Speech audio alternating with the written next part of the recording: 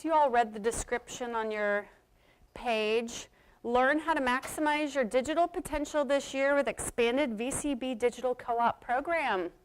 That's what we're talking about. It's exciting.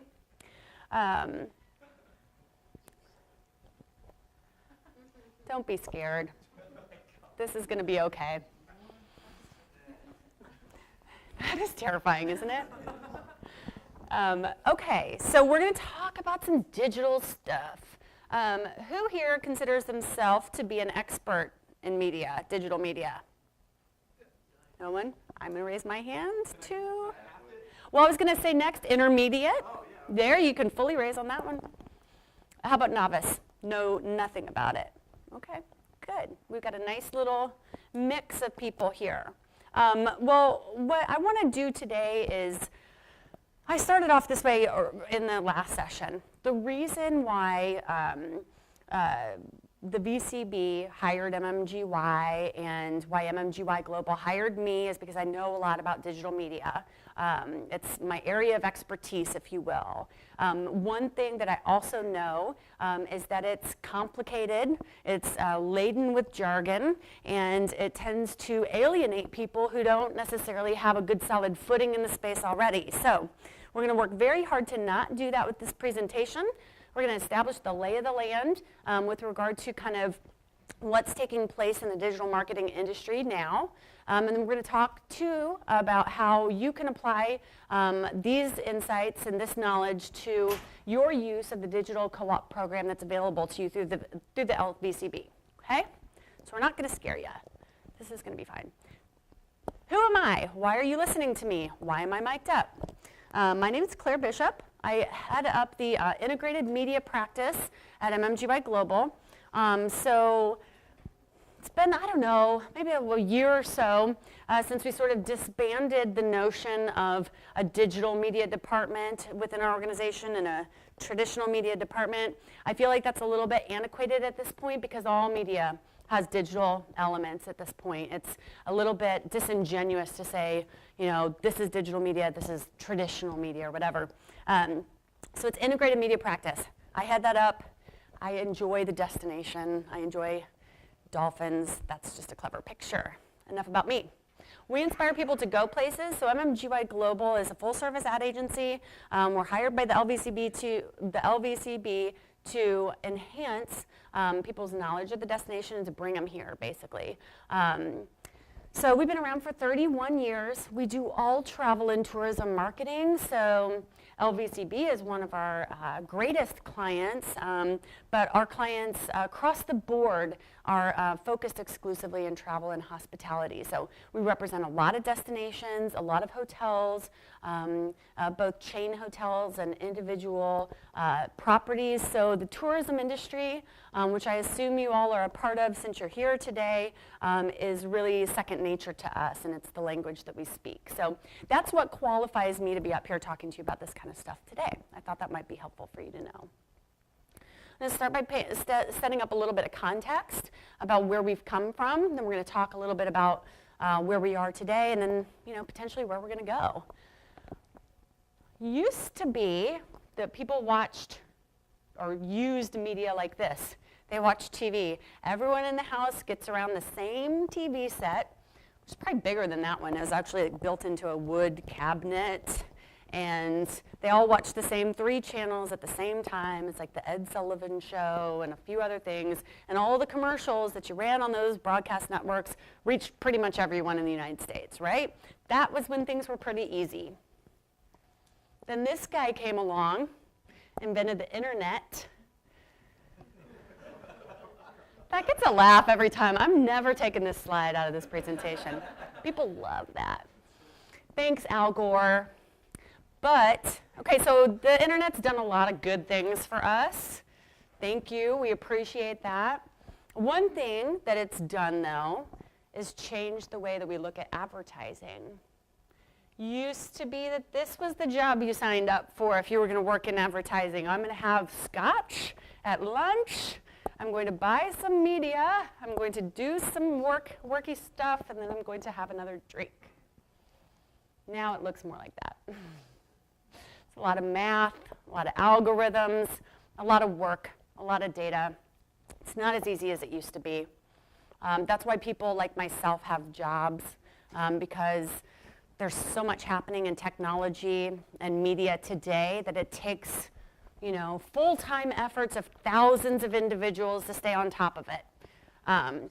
Good thing for you guys is that you don't have to do that necessarily. I mean, of course you do to facilitate growth in your own businesses, but one of the huge benefits to you by being a partner in the LVCB organization is that you've got access to their programs that are put together by people like myself who have a basic level of knowledge in a lot of this stuff that we use to navigate what can sometimes be very confusing and uncharted waters. So we do that on your behalf. We make these programs available to you, and it's a nice kind of symbiotic relationship. I want to do a little bit of kind of a review of where we are today in the industry, some trends. We're going to talk about how people are using media, how those media are evolving, and how it impacts what we've done to put the digital media program together for the co-op this year. Does that look familiar to anyone? This is funny. It's true, right?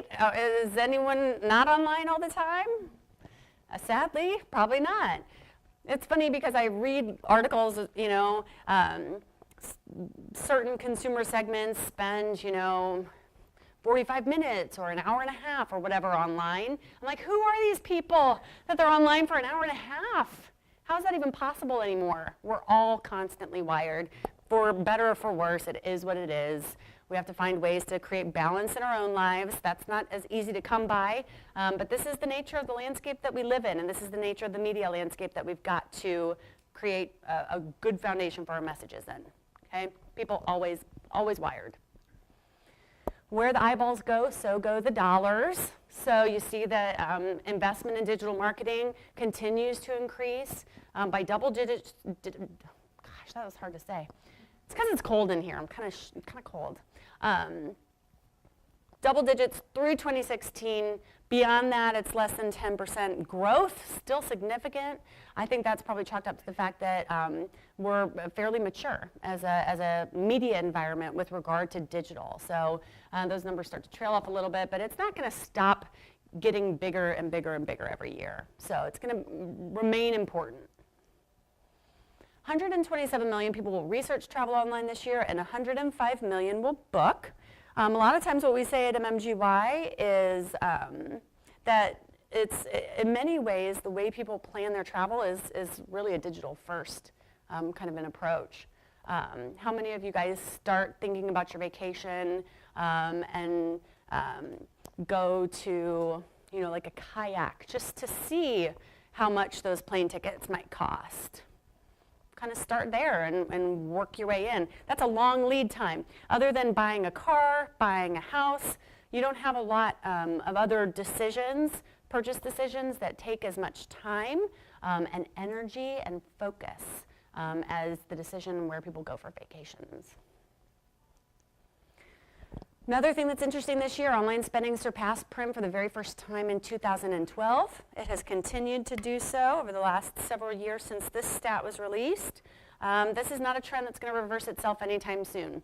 So keep that in mind. If your media plan largely consists of ads in the local newspaper, I used to work at the news press, by the way, so I know those guys. They're doing a great job. If that's all you're doing, if you're doing some magazine advertising, you need to be thinking about what you can do effectively online, and I'm going to help you get there. Just to give you a little bit of perspective, that little slice of the pie, that represents what the travel industry spends on digital media. 8% of all digital media spend. This is largely digitally native organizations like Expedia or TripAdvisor, your OTAs, online travel aggregators, meta-search sites.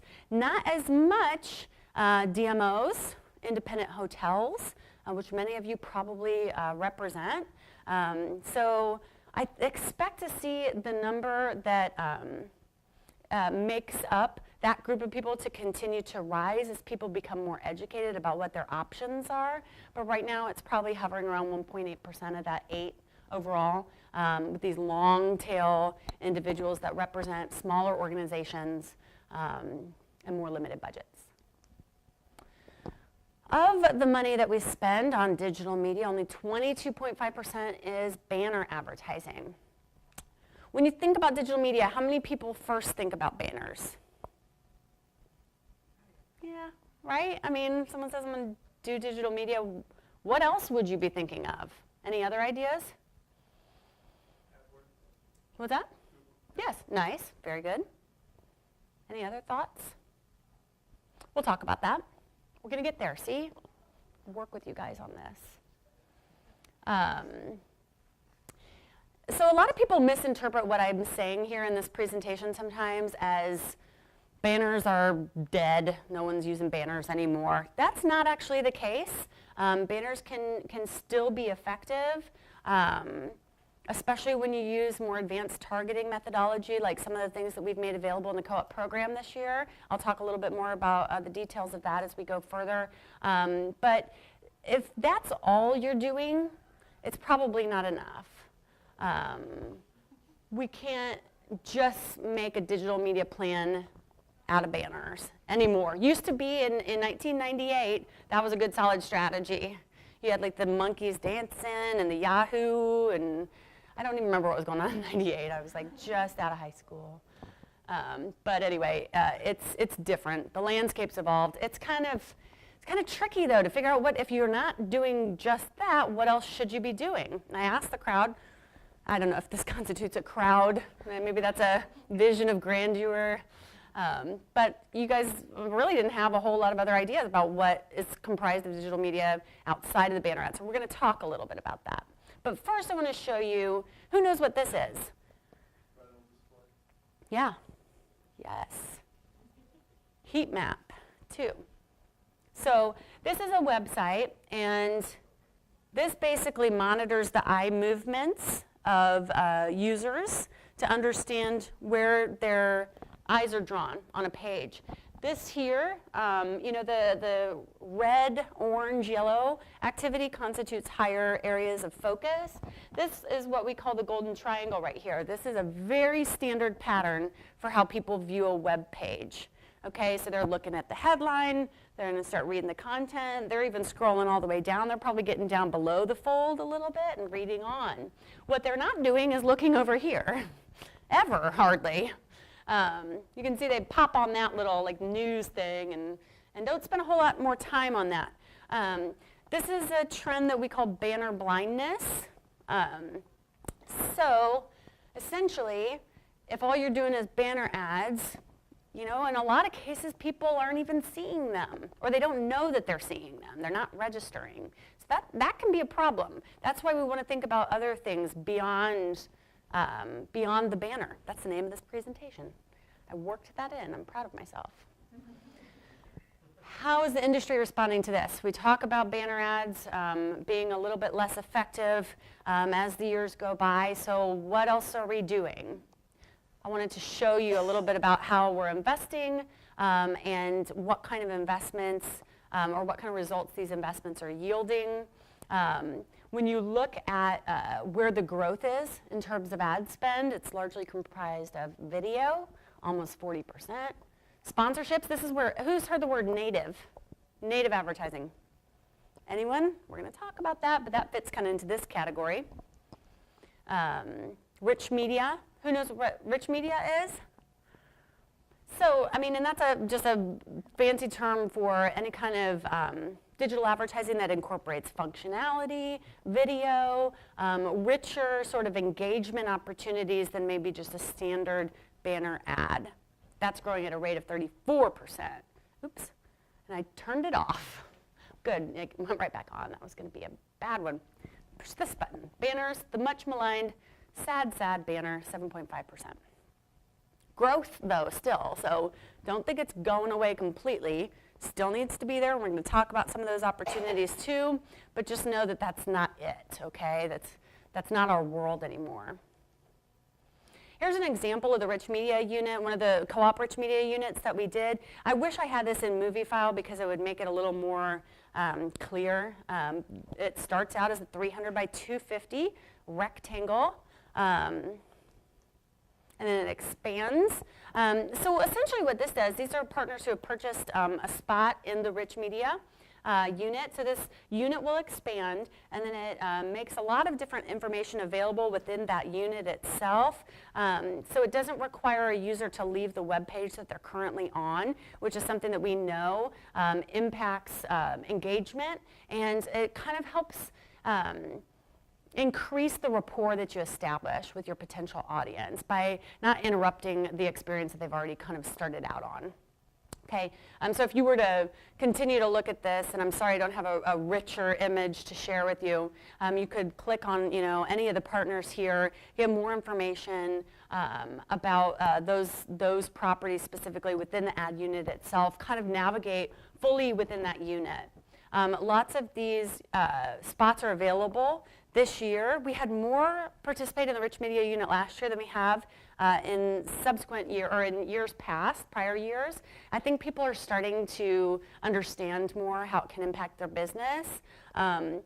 They're fairly inexpensive, cost effective for you guys to buy into. We're doing all the legwork in terms of buying the actual inventory. So buying the space on Budget Travel or any other travel endemic site or contextually relevant site. And we're putting that ad together for you. All you've really got to do is think about images, messaging, sync it up to the content that you probably already have created for your product, for your property, and watch it go. And then we report on this, pretty robust engagement metrics, which I think are really helpful. You guys all have businesses to run. It's not like marketing is your only job to do necessarily, or digital marketing for that matter. Maybe for some of you it is. But we help kind of do the legwork and the dirty work for you here. So what you can do is kind of buy something off the shelf, see how it works, and apply those insights moving forward. This I think is really important. So this guy spent 5 hours online. Again, I think it's more like 24. They say 5 here. The importance of this statistic is that it just recently overtakes the time the average user is spending watching television, 4.5 hours TV versus 5 hours online. So what is the point of this? The point is that video in the digital environment is increasingly effective and impactful, and something that you should also be considering, something that's available through the co-op program. And we're going to talk a little bit about how this works with TV too, because I want to be clear on the position there. It's not necessarily competitive with broadcast buys that you may currently have in market.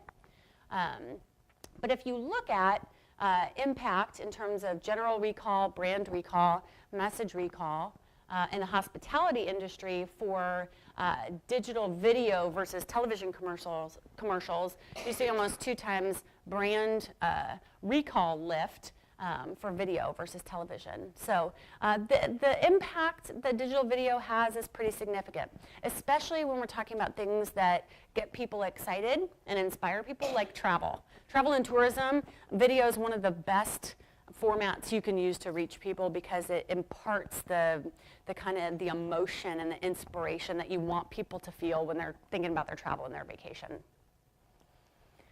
So, like I said, not competitive, but partnering. TV and digital media are not natural rivals for ad budgets, but natural partners. In many cases, I know certainly how we buy media for the VCB. We have a broadcast buy in place for the year. Digital video works as an adjunct to that. We use the same parameters that we do for our broadcast buying in our digital video buys. So by virtue of that, we extend the reach and the frequency of that messaging in that kind of like high impact format by the use of online video. So, I think it's important too to note, who here buys television or has television as part of their program? You do, yeah. And I saw a couple hands.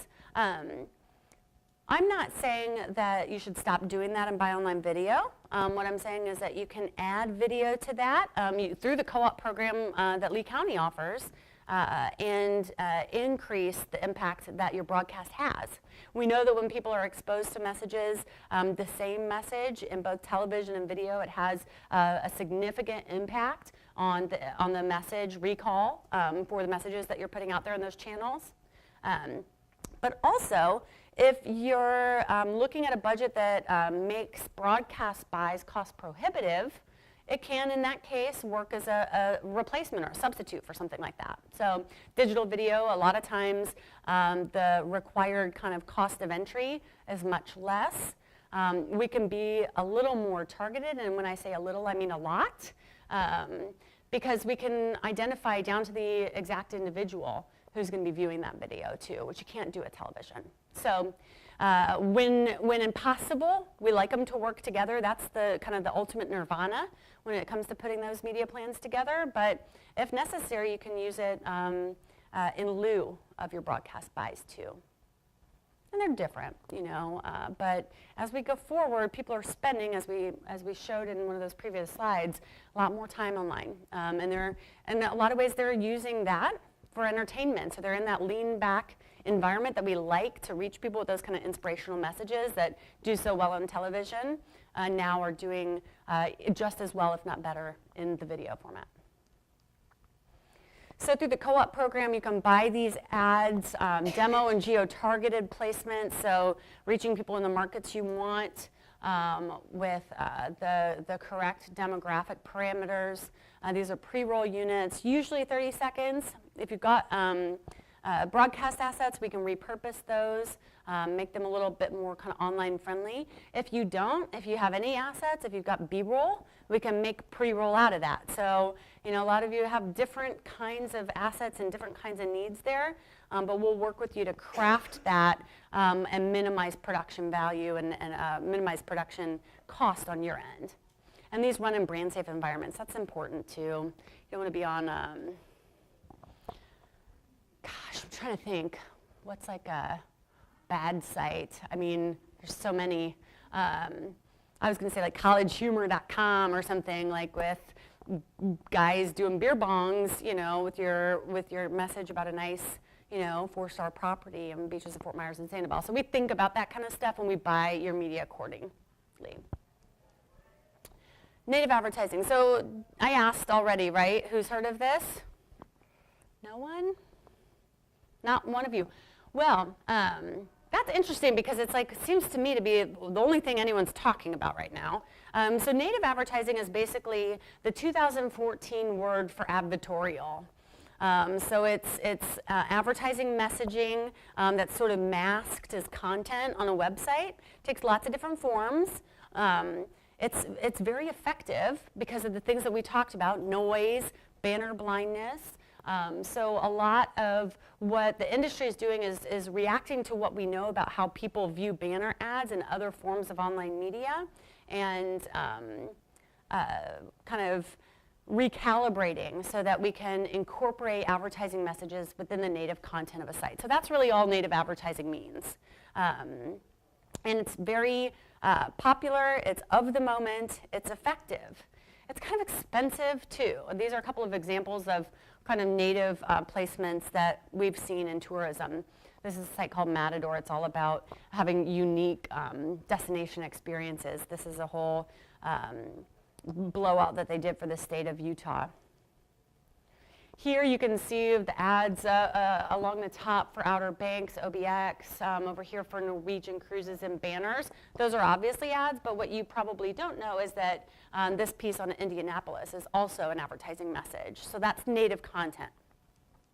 Here's a good example of something that we actually executed on for Fort Myers Beach. Dream Plan Go is a website that has a lot of monthly visits, and they create this kind of sticky content that hub really. It incorporates video, it incorporates links to your website, that deep link to promotions maybe that you're offering, mapping functionality, photo galleries, all the kind of stuff that people want to see and want to use as they get familiar with your destination, then maybe make a purchase decision around a vacation. Is native working? Yes, basically, because why would I be talking about it if it wasn't? 52% in brand favorability and purchase intent for those exposed to native messages versus 34% for those that are exposed to your standard banners. Almost 20% increase in that recall. So that's important. So it's one thing if it's of the moment, if it's trendy. It's another thing if it's actually effective. And we need to have the latter. You know, if we had to pick one, it would be the latter, not the former, right? We want it to work. Yes? I'm thinking I'm lost on that native advertising. I mean, how is it different than regular advertising? Yeah, well, that's a fair question. Sometimes it's not as, oh, and I'm sorry, we should have, do you want to say that again in the mic? How do you feel? How do you feel about auditioning for American Idol? I just wanted to know, native advertising, I'm a little confused about it. How is it different from regular banner ads and videos on there? I mean, to me that looked the same. I didn't understand the difference.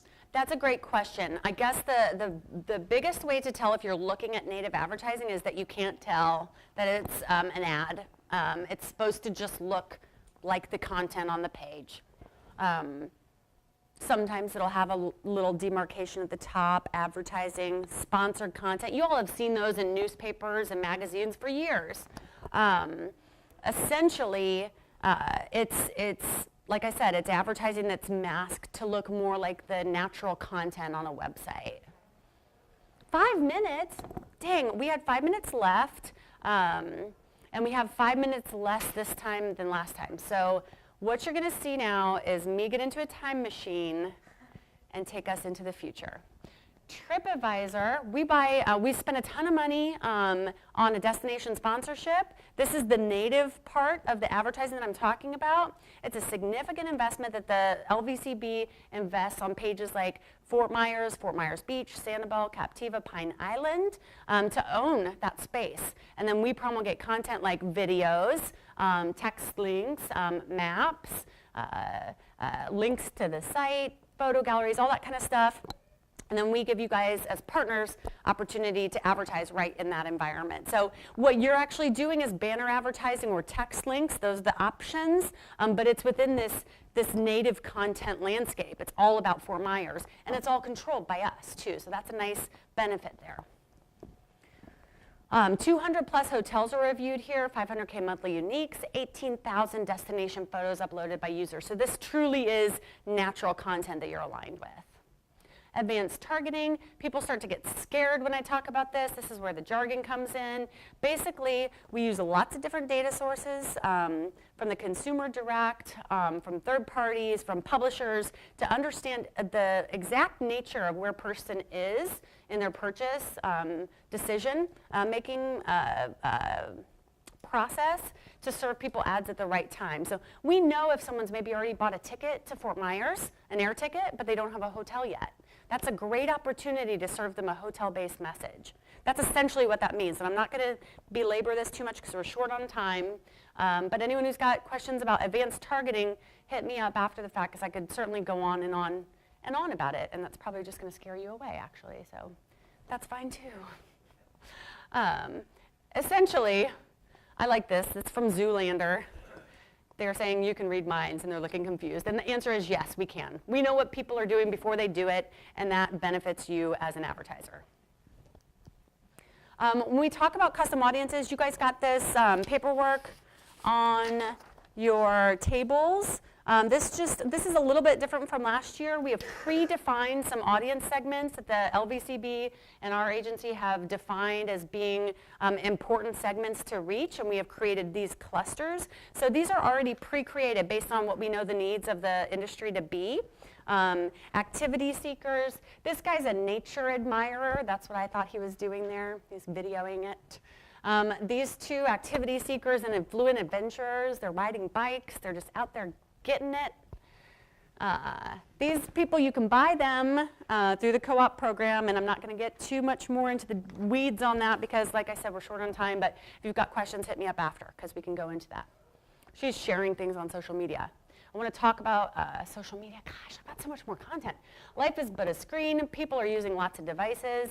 We know people are using more than one device. Some people are using 3 devices. The more devices that they use, the more likely they are to say that they start a process on one and finish it on another. So it creates a importance for us to be able to identify people across their different devices. Here are some examples of the rich media that we've done on mobile. This is, again, something that we're offering in the co-op program this year. This is for South Seas. It's an interstitial ad.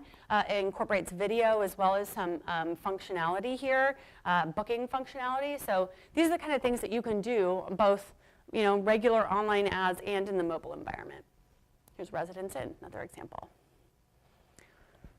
Email open rates. No one even talked about email when we were talking about digital media, but definitely classified as digital marketing.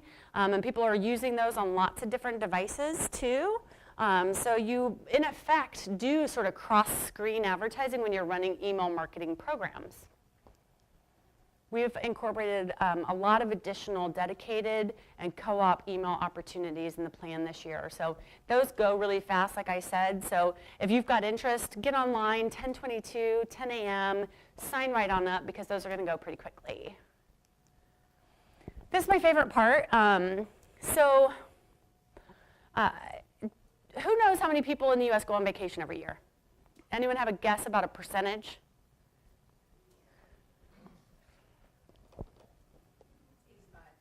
What'd you say, 65? 85? 65. Anyone else?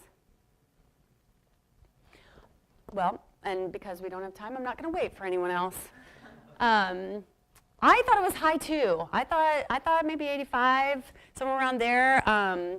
No, 50% of Americans take a vacation every year. Half. Did you guys nail that? Nice work. A, that's depressing that half of people cannot go on vacation. And B, it makes me realize that I'm pretty entitled because I feel like, dang, I've earned mine. I know the rest of us have. Anyway, the reason I bring that up is because of those 50%, 90 of those people have a Facebook profile. And they're posting their pictures. Do you know the top reason why people post pictures on Facebook? Yes, exactly right. Who's read The Portrait of American Travelers? No one, but that's proprietary research produced by none other than MMGY Global. And it states exactly that. The primary reason people post vacation pics on Facebook is to make their friends jealous, which is cruel and unusual. All my friends are doing that right now, too. They're jerks. Reason I bring this up is because we've got social media offerings in the queue this year. Last year we offered Facebook and Twitter. No one bought Twitter, so now it's only Facebook, but you can do Facebook in lots of different ways. Probably the most important thing that we can tell you about this is that we take the Lee County VCB database, people who are already expressed interest in the destination.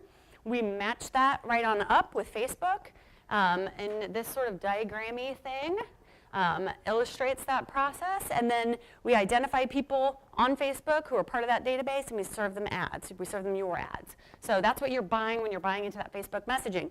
Now, that's good for a couple different things. It can be good for promotions. So if you've got special rates, if you've got packages, if you've got promotions you want to push out there and generate return on, Facebook's a great format to do that in. If you want to buy friends, we can do that for you too. So, sad, isn't it? It's not only now about how many real friends you have, it's about how many people have publicly proclaimed their friendship to you in these environments. But worry not, because you can purchase those friends and it's not a big deal.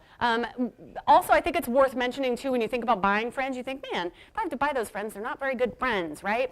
Not true. If you get them, if you're optimizing toward a good, efficient cost per fan or follower, those people remain pretty engaged. We've done studies to understand how acquired fans through paid channels compare to acquired friends through organic channels, and they remain almost as equally as engaged. So they don't just, you don't just buy them and they drop off and they don't care.